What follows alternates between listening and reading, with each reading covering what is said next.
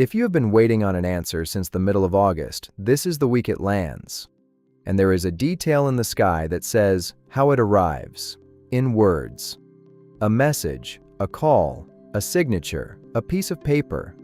In the early hours of Friday, August 28th, the moon slides into Earth's shadow at 4 degrees of Pisces, and standing beside the sun across from it is Mercury, the planet of everything spoken and written.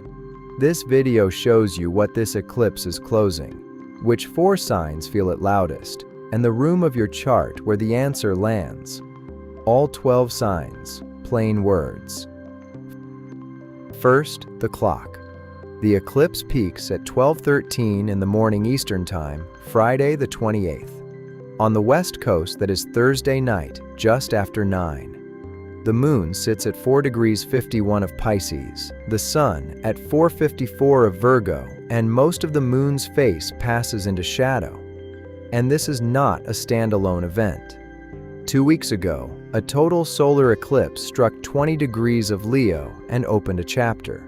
Eclipses travel in pairs, and this is the second half of that pair. A solar eclipse plants.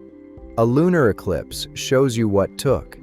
So whatever mid-August set in motion for you, this is when it shows its shape. Now the detail that makes this one different.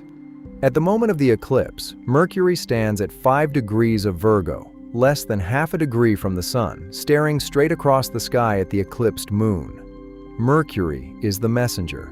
Conversations, emails, contracts, test results, the text you have been waiting on. When it sits this close to the heart of an eclipse, astrologers read the whole event through it. Whatever culminates now tends to arrive as information. Not a feeling, a fact.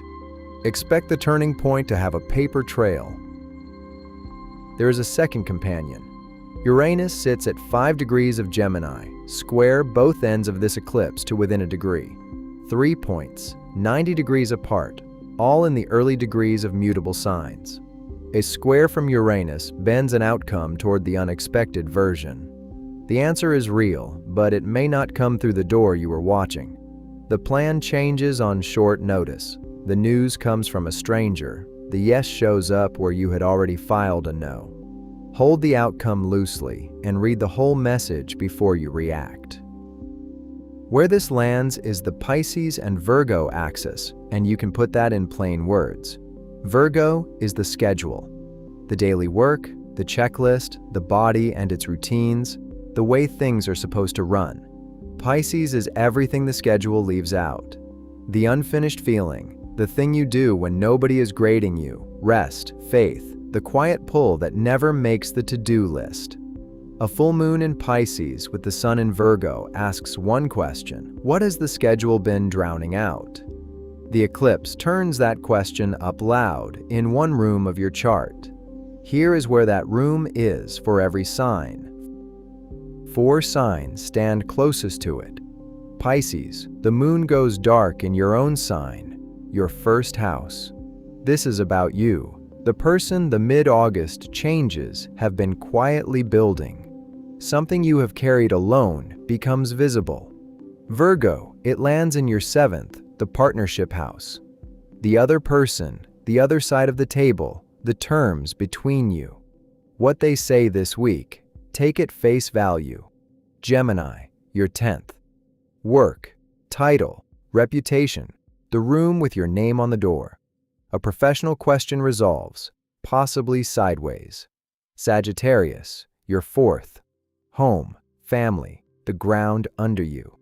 Something inside the house or about the house itself comes to its point. If you know your rising sign, count from that instead. It is the sharper map. The other 8 signs, counting from your sun. Aries, your 12th house, the behind-the-scenes room. Something you have kept private, or something running underneath your life surfaces. Taurus, the 11th. Friends, the group, the circle you count on. A friendship or a shared plan shows its real shape. Cancer, the 9th. Travel, study, the long view.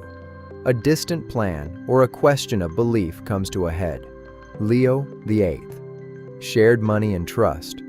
A debt, a payout, an agreement about what is owed gets settled or restated. Libra, the 6th. Daily work and health. The routine that has been costing more than it returns shows itself and can finally be redrawn. Scorpio, the 5th. Romance, children, the thing you make for the joy of it. Something creative or someone dear reaches a turning point. Capricorn, the 3rd. Messages, siblings, the daily conversation. The words arrive here more literally than for anyone. Aquarius, the 2nd. Money you earn and what you keep. A question about income or worth finally gets its number. So what do you do with an eclipse week? Mostly, you watch. Eclipse days tend to deliver facts faster than judgment can settle, and the Uranus square means the first version of the news may not be the final one. Let the answer arrive in full. Take a day or two before you act on it. The old astrologers kept a simple rule for eclipses: read now, decide later. And keep what shows up in writing this week, because with Mercury this close to the center of it, the message that matters will leave a record.